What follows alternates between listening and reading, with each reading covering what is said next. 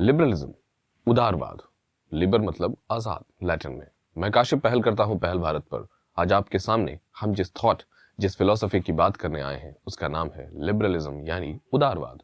पर हम इसकी बात क्यों करने आए हैं? हम इसकी बात इसलिए करने आए हैं कि आज के दौर में अगर सबसे ज्यादा किसी बात को लेकर हंगामा बरपा है तो वो ये है कि मार्केट यानी इकोनॉमी की व्यवस्था किसी देश में कैसी है।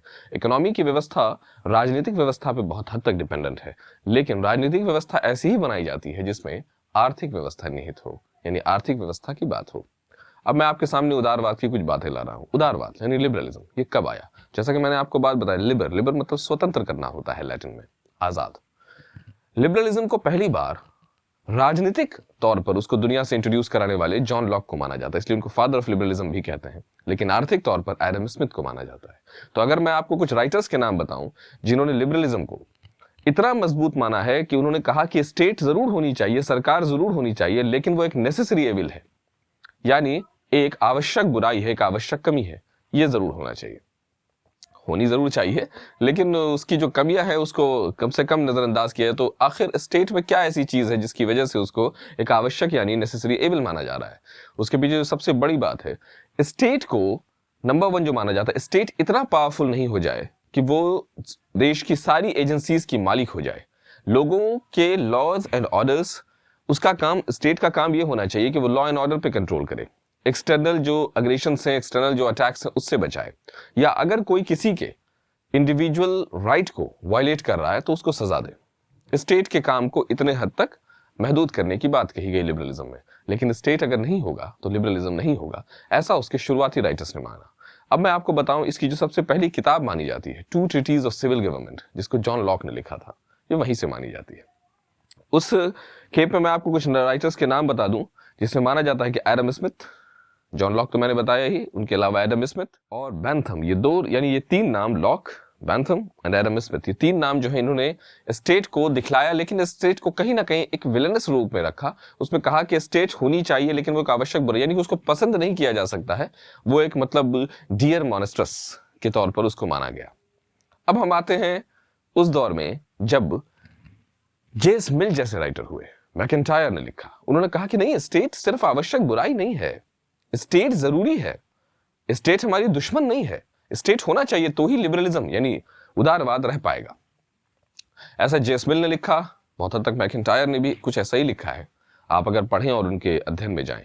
अब मैं आपको कुछ चीजें ऐसी बताऊं जो उदारवाद को ऐतिहासिक चीजों से जोड़ेंगी। पहला, इंग्लिश रिवॉल्यूशन यानी इंग्लैंड में आई हुई क्रांति, फ्रेंच रिवॉल्यूशन यानी फ्रांस में आई हुई क्रांति, और अमेरिका में आई हुई क्रांति। मैं आपके सामने अभी रशियन रिवॉल्यूशन की बात नहीं करूंगा क्योंकि उसकी बात तो मार्क्सिज्म, जैनिज्म, मार्क्सिज्म और कम्युनिज्म और सोशलिज्म में होगी।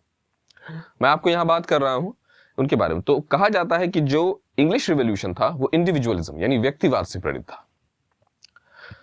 फ्रेंच रिवॉल्यूशन बहुत हद तक फ्रीडम यानी इक्वालिटी, फ्रीडम, इक्वालिटी और फ्रेटर्निटी से यानी कि आजादी से बहुत हद तक था।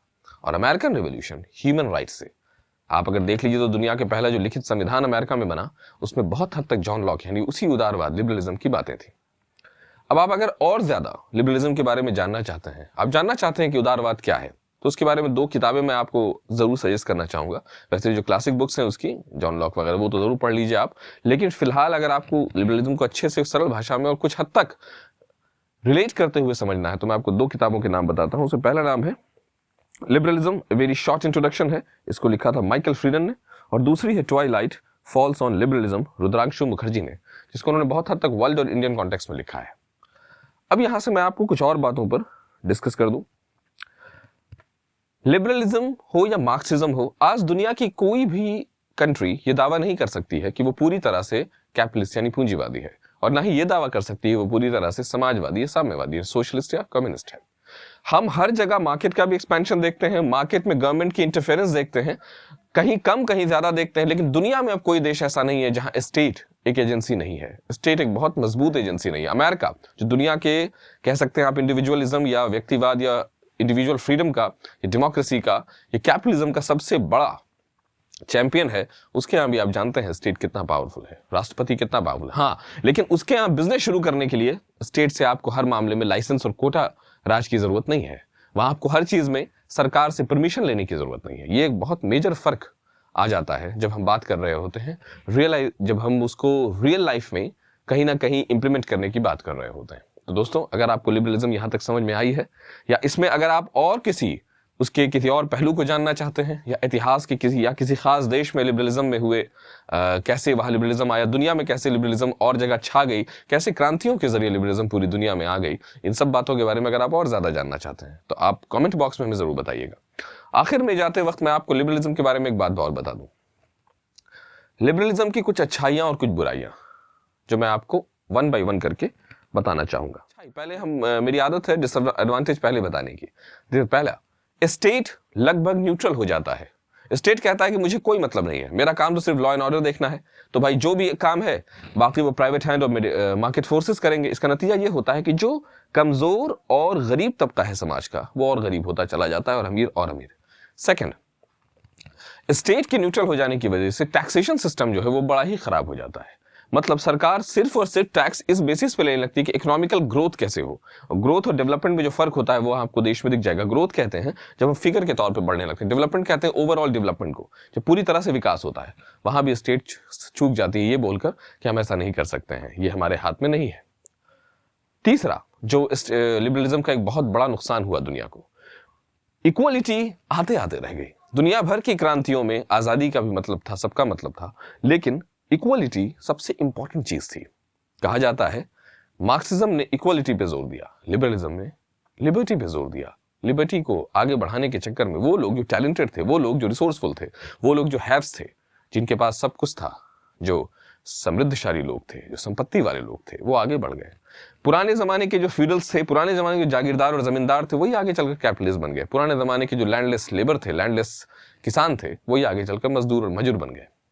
ये लिबरलिज्म की सबसे बड़ी कमियां। अच्छाइयां, स्टेट का इंटरफेरेंस नहीं होने से डेवलपमेंट होता है, प्रोग्रेस होता है। कोई एक ऐसी पावर नहीं होती है जो लिबरलिज्म को दबा रही हो, कोई मार्केट को दबा रही हो या आपके इंडिविजुअल कैपेसिटी को कर्व कर रही हो। सेकंड, मार्केट हमेशा इक्वल अपॉर्चुनिटीज, सरकार इक्वल अपॉर्चुनिटीज देती है मार्केट में अपने आप को फैलाने की, एक्सपैंड करने की। इसका फायदा ये होता है कि वो लोग जो पहले अमीर नहीं थे, लेकिन अगर वो टैलेंटेड हैं और अगर वो चाहते हैं और वो खुद के टैलेंट का अगर अच्छे से और ईमानदारी से इस्तेमाल करते हैं तो वो आगे बढ़ सकते हैं। तीसरा, सरकार का डर नहीं होता है, पुलिसिया स्टेट नहीं बन जाता है। ये कुछ एडवांटेजेस और डिसएडवांटेजेस हैं और आप इस पर और रिसर्च कर सकते हैं। मैंने तो आपको 2 किताबों के नाम बता दिए हैं, उस पर आप अगर डिस्कस करना चाहें और समझना चाहें तो जरूर उनको देखिए। बने रहिए पहल भारत पर, हम आपके सामने और भी इसी तरह के फिलोसॉफिकल थॉट्स लाते रहेंगे।